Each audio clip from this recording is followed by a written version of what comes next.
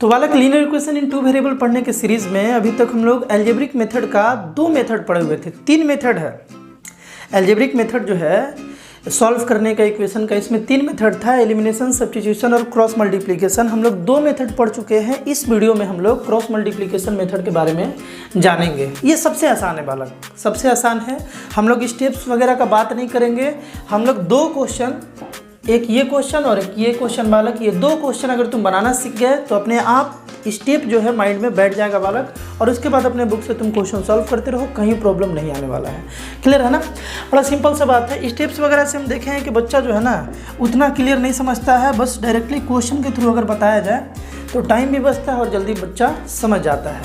तो देखा जाए, ध्यान से सुनोगे। सबसे पहले एक बात, छोटा सा एक बात तुम समझ लो, तुम में से बहुत सारे बच्चे जानते भी होंगे, बस इसे रिकॉल कर लिया जाए एक बार। स्टैंडर्ड लूप क्या होता है लीनियर इक्वेशन का? जैसे सिंगल वेरिएबल में बात किया जाए बालक तो उसका लूप कुछ ऐसा होता है, x + b = 0, मतलब शकल जो है ना इक्वेशन का कुछ ऐसा दिखता है। अगर स्टैंडर्ड का बात किया जाए तो, है ना, स्टैंडर्ड लूप का बात किया जाए तो कुछ ऐसा दिखता है सिंगल वेरिएबल वाला। अगर डबल वेरिएबल वाला बात किया जाए बालक तो वो कैसा दिखेगा, x + by + c = 0।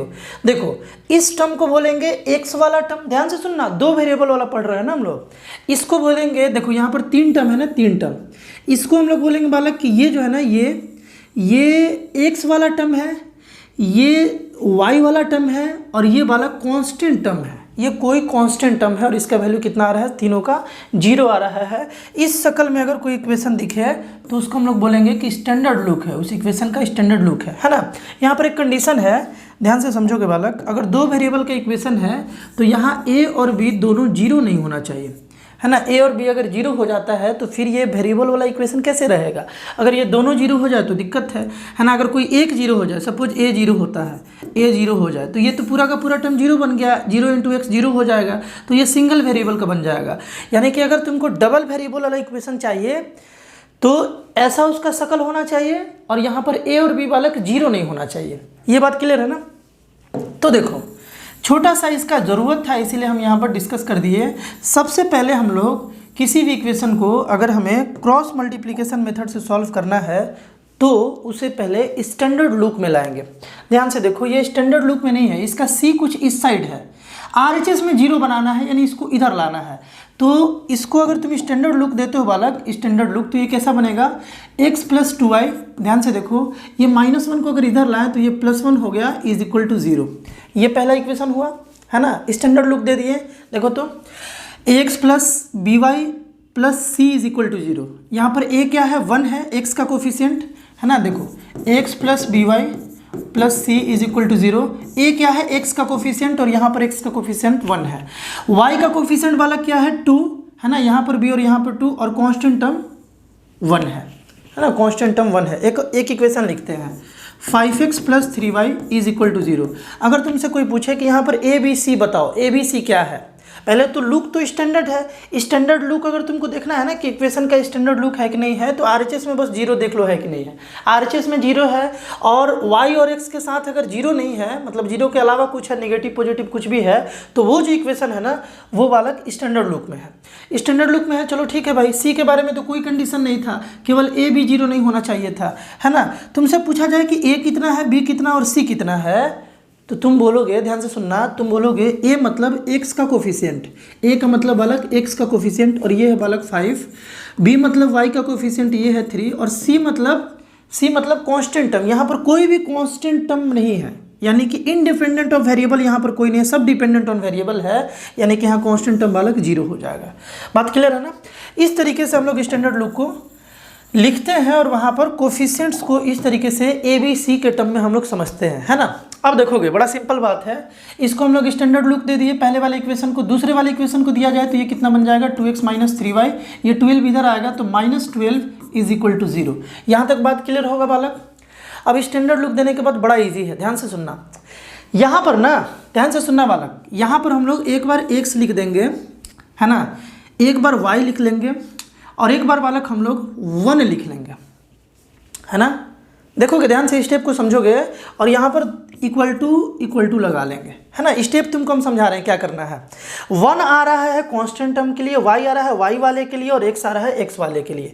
ध्यान से सुनोगे यहाँ पे बालक x के नीचे हम लोगों को कुछ लिखना होगा, y के नीचे कुछ लिखना होगा और 1 के नीचे कुछ लिखना होगा, और x के नीचे क्या होगा, x के नीचे क्या होगा ये बात डिसाइड करेगा। ध्यान से सुनना, x को ढक लो और बाकी का कोफिशिएंट लिख दो। देखो y का कोफिशिएंट क्या है 2 लिख लिए, है ना। y का कोफिशिएंट क्या है -3 इसके नीचे लिख लिए, है ना। ध्यान से समझना। और यहाँ पर देखो यहाँ पर क्या है 1 और -12, यहाँ 1 लिख लिए और यहाँ पर -12 लिख लिए, है ना।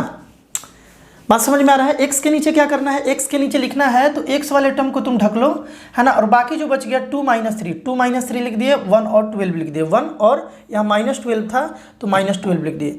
कोई दिक्कत बालक, कोई दिक्कत है तो हमसे बताओ, कोई दिक्कत है क्या।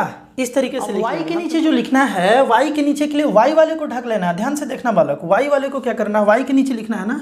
देखो हमको y के नीचे लिखना है तो y वाले को ढक लेंगे और यहाँ पर लिखेंगे बालक 1, फिर ये -12, देखोगे -12 है यहाँ पे, थोड़ा भी फिंगर बालक टच होता है ना तो इस पर आ जाता है। ध्यान से देखोगे यहाँ पर हम क्या बोल रहे थे कि y के नीचे हमें लिखना है तो y वाले टर्म को हम ढक लिए और ये 1 और -12 लिख दिए और इधर से x का कोफिशिएंट लिख लेंगे। x का कोफिशिएंट 1 है और यहाँ 2 है। देखो ये 1 लिख लिए, ये -12 लिख लिए, यहाँ से 1, इसका कोफिशिएंट 1 लिख लिए और इसका कोफिशिएंट 2 लिख लिए, है ना। y वाले को ढक लेंगे, y वाला नहीं लिखेंगे। हाँ लेकिन ध्यान रखना है कि देखो x वाले को ढके थे तो ये लिखे फिर ये लिखे, y वाले को ढकेंगे तो ये लिखेंगे फिर इसका लिखेंगे, है ना। ये लिख लिया। अब 1 वाले को ढक लेना है। 1 वाले को मतलब 1 किसको रिप्रेजेंट कर रहा था, कांस्टेंट को, तो कांस्टेंट को ढक लो और इसके नीचे लिख दो। देखो कांस्टेंट को ढकते हैं तो यहाँ पर 1 और 2 लिख लिए, है ना। और यहाँ पर क्या है 2 और -3, यहाँ पर 2 और -3 लिख लिए। ये स्टेप है बालक, है ना। ध्यान रखोगे बस y वाले में तुमको ध्यान रखना है कि जब हम y को ढक रहे हैं तो पहले ये नहीं लिख रहा है। ध्यान से देखना, पहले ये नहीं लिख रहा है, पहले हम ये लिख रहे हैं, पहले ये लिख लिए, है ना, और उसके बाद हम ये लिख रहे हैं। मतलब एक सीक्वेंस में चल रहा है कि पहले ये फिर ये फिर ये फिर ये और फिर ये और फिर ये, इस तरीके से हम लोग लिख लेंगे। अब इतना ही करना था, इसके बाद आसान है, अब कैलकुलेशन है।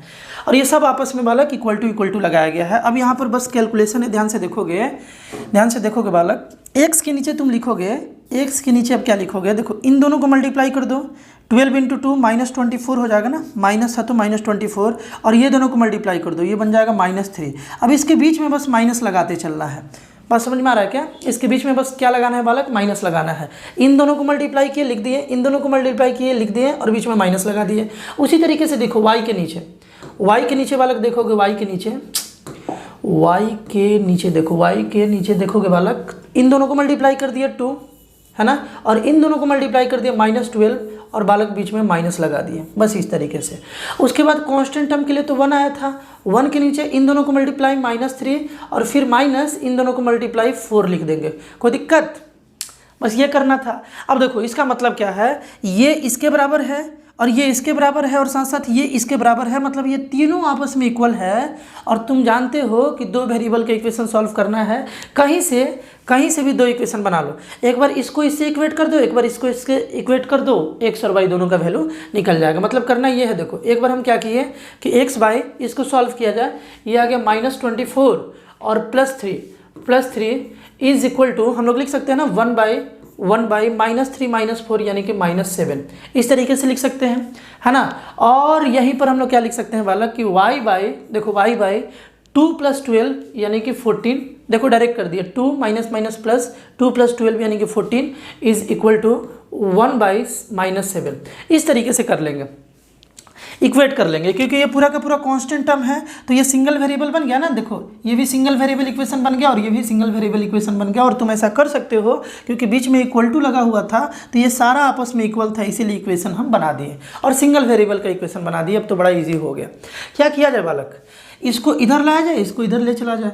ये कितना बन गया, पहले तो इसको बना लिया जाए, x बाई -24 और 3 कितना बन गया बालक, ये बन गया तुम्हारा -21 इज इक्वल टू 1 बाई -7। इसको कैंसिल कर दो, है ना, इसको इधर लाते हैं तो ये 7x इज इक्वल टू बालक 21 हो गया। x इज इक्वल टू यहाँ से 21/7 यानी कि 3 आ गया। x का वैल्यू बालक 3 आ गया। और इधर से क्या किया जाए, देखो इसको इधर भेजते हैं तो ये -7y हो गया इज इक्वल टू 14 × 1 14 हो गया और y is equal to y is equal to 14/-7, है ना, ये दोनों कैंसिल होके y का वैल्यू आ गया -2। y का वैल्यू बालक -2 आ गया। x का वैल्यू समझ गए ना, x का वैल्यू कितना आया था, 3 आया था, और y का वैल्यू -2। इसे तुम पुट करके देख सकते हो, दोनों इक्वेशन सेटिस्फाइड हो जाएगा। यहाँ पर 3 पुट करो, है ना, 3 पुट कर लो, और प्लस के साथ कितना था 2 × y, 2 × -2 यानी कि -4। ये दोनों को सॉल्व करोगे -1 आ जाएगा। यहाँ भी तुम पुट करके देख लो, बात सही है ना। तो आसान था। सेकंड क्वेश्चन में एक बार और देख लिया जाए, सबसे पहले स्टैंडर्ड लुक दे दो। ये तो ऑलरेडी स्टैंडर्ड लुक में है। स्टैंडर्ड लुक मतलब RHS में 0, इसको भी ला दो यहाँ से, है ना, इसको भी कर दिया जाए। तो क्या किया जाए, देखो स्टैंडर्ड लुक में लाना है तो हम क्या बोल रहे हैं ना कि ये इधर था तो इसको -6 = 0। ध्यान से देखोगे बालक, ये कुछ ऐसा था, है ना, ये कुछ ऐसा था। इस 6 को इधर भेजेंगे तो ये इधर प्लस में, इधर जाएगा तो माइनस में, है ना, ये इधर जाएगा तो बालक माइनस में। तो देखो -0 आ गया, कोई दिक्कत। अब ये दोनों इक्वेशन स्टैंडर्ड लुक में आ गया तो कुछ नहीं करना है, x, y और 1 = बात क्लियर है। अब क्या करना है, ध्यान से सुनना कि x के नीचे x वाला टर्म, x के नीचे y, फिर 1 किसको रिप्रेजेंट कर रहा है, 1 किसको रिप्रेजेंट कर रहा है बालक, 1 कांस्टेंट टर्म को। x के नीचे x के अनुसार लिखेंगे, मतलब x को ढक लेंगे और यहाँ पर लिख लेंगे 3 - 2, है ना, 3 - 2 और -17 और -6। y के नीचे लिखना होगा तो y वाले को ढक लेंगे, लेकिन पहले ये लिखेंगे, यानी कि -17 -6, और इसके बाद इसको लिख लेंगे 2 और बालक 3। और फिर कांस्टेंट के नीचे रखना है तो कांस्टेंट वाले को ढक लेंगे, यानी इन दोनों को लिखेंगे तो क्या लिखेंगे बालक, 2 3 और 3 - 2। बात क्लियर है ना। इस तरीके से हम लोग अरेंज कर लेंगे। और इसके बाद तो तुम जानते हो क्या करना है, x बाई, देखो x बाई इन दोनों को मल्टीप्लाई -18, इन दोनों को मल्टीप्लाई करेंगे बालक, तो यहाँ पर प्लस जो है ना, प्लस आ जाएगा, प्लस लिखे, है ना, प्लस लिखे 17 2 जब बालक 34, है ना, ये दोनों को मल्टीप्लाई किए तो ये दोनों तो -18 और ये 34, बीच में क्या लगेगा, माइनस, बीच में तो माइनस लगा रहे हैं ना। यहाँ भी देखो इन दोनों को मल्टीप्लाई करो, -51 और ये दोनों मल्टीप्लाई हुआ -12, और बीच में कितना बालक, माइनस लगा लेंगे, ये -51 है ना, -51 -12, इन दोनों को मल्टीप्लाई करो बालक, -4 आ गया, और ये दोनों मल्टीप्लाई हुआ 9 आ गया, और बीच में बालक माइनस लगा लेंगे। अब तो इजी बात है। अब एक बार इसको तुम इक्वेट कर दो कांस्टेंट के साथ, एक बार इसको इक्वेट कर दो कांस्टेंट के साथ, और ये बन जाएगा सिंगल वेरिएबल का इक्वेशन बन जाएगा। चलो बना लेते हैं।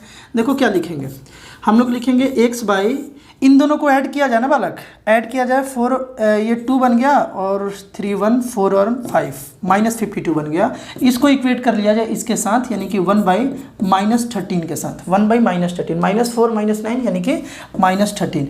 उसी तरीके से इसको भी एक बार इक्वेट कर लिया जाए तो ये बन गया y बाई, देखो -51 और ये +12 हो गया, +12 इज इक्वल टू बालक 1/-13, है ना। अब यहाँ से तो बना ही लोगे। देखो ये माइनस और माइनस बालक कैंसिल हो गया, ये 52 इधर, ये 13 इधर, तो ये क्या बन जाएगा, देखो ये क्या बन जाएगा बालक, 13x, ये 13 इधर गया तो 13x, और ये 52 इधर आया तो बालक 52 हो गया। x का वैल्यू बालक यहाँ पर 52/13 यानी कि 4 बार में x का वैल्यू कितना आ गया, 4 आ गया। और यहाँ देखो इन दोनों को सॉल्व किया जाए तो ये बनेगा, देखो y बाई 51 और 12 है, ये बालक बनेगा -39, इसको सॉल्व करोगे -39, और यहाँ पर इक्वल टू 1/-13, माइनस कैंसिल, ये इधर आया तो ये 13y इज इक्वल टू 39 × 1 39 हो जाएगा, 39, है ना। y का वैल्यू आ गया 39/13, और यहाँ पर बालक 3 आ गया। y का वैल्यू 3 और x का वैल्यू कितना, 4। पुट करके देख सकते हो इक्वेशन ये सेटिस्फाई हो जाएगा। x के जगह पर कितना पुट करो, x के जगह पर 4 पुट करो, ये 8 बन जाएगा, और यहाँ पर बालक कितना पुट करो, 3 पुट करो, 8 और ये 9 बन जाएगा, 3 × 3 9, 8 और 9 17 -17 इज इक्वल टू 0। यहाँ भी पुट करके देख लो, आसानी से ये बात आ जाएगा बालक, है ना। यानी कि ये दोनों जो इक्वेशन है सेटिस्फाई हो जाएगा, x के वैल्यू 4 पर और y के वैल्यू 3 पर। यही मेथड है क्रॉस मल्टीप्लिकेशन, बहुत इजी है। इन्हीं स्टेप्स को फॉलो करना किसी भी क्वेश्चंस में, ना किसी भी क्वेश्चंस में इन्हीं स्टेप्स का फॉलो करना। देखो एक और बात बताते हैं, जैसे सपोज कुछ ऐसा इक्वेशन आ जाए 5/x + 6/y +3 is equal to 0, और इसी लूप का एक और एक्सप्रेशन आ जाए। इसी लूप का मतलब डिनोमिनेटर में x और y हो, तो यार जैसे तुम एलिमिनेशन मेथड से बना रहे थे ना, एग्जैक्टली वैसे ही बनाना है।